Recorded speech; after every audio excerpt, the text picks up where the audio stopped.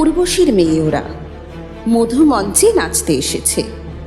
সমস্ত শরীর যেন প্রতিবাদ। আইভি ব্রাউন কালো সালোয়ার পরা মেয়েটি দাঁড়ালো মঞ্চে এসে। ওর কণ্ঠে কথা বলে উঠেছিল কথা মানবীরা। দৃপ্ত আগুন ওই মেয়েটিকে দেখে কেউ বুঝতে পারেনি ওর রক্তে ঢুকে গেছে HIV পজিটিভ। একটা একটা কোষ মরে যাচ্ছে পল অনুপল। আর মাত্র 1 মাস আয়ু আছে ওর। বেবি সিং মঞ্চে এসে দাঁড়ালো এবার।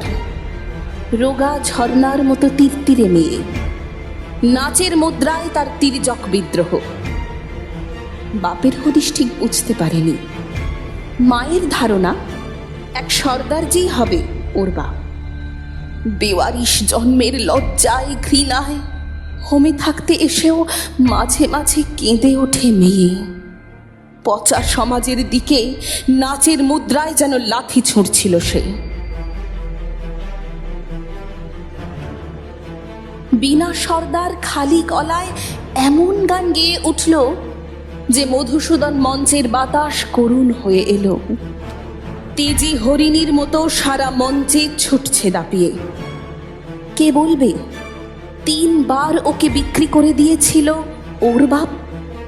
নেপাল বর্ডার থেকে পুলিশ উদ্ধার করে এনেছে এখানে। পুরনো কথার ঘায়ে মাঝে মাঝে ওর মাথা খারাপ হচ্ছে।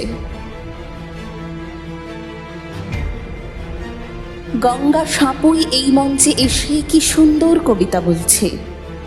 কথা মানবীর ভাষ্যে শাহবানু, বেহুলা, দ্রৌপদী কিভাবে গঙ্গার মধ্যে সব একাকার।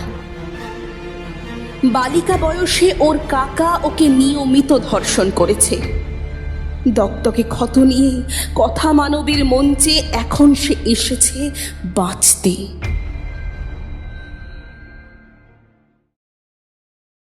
বিনা, গঙ্গা, বেবি বা আইভি, ফুটফুটে এই কিশোরীরা যে কেউ আমার ছাত্রী হয়ে ব্যাগ কাঁধে এসে দাঁড়াতে পারত মহারানী কাশীশ্বরী কলেজের দরজায়। বদলে ওদের কোনো স্কুল থেকে তাড়িয়ে দিয়েছে। মার খাওয়া জন্তুর মতো পালিয়ে এসেছে মাথা নিচু করে। যে ওদের নষ্ট করে এ সমাজে সেই মাথা উঁচু করে থাকে। উর্বশীর মেয়েগুলি তবু এই পৃথিবীতে বাঁচতে চাইছে।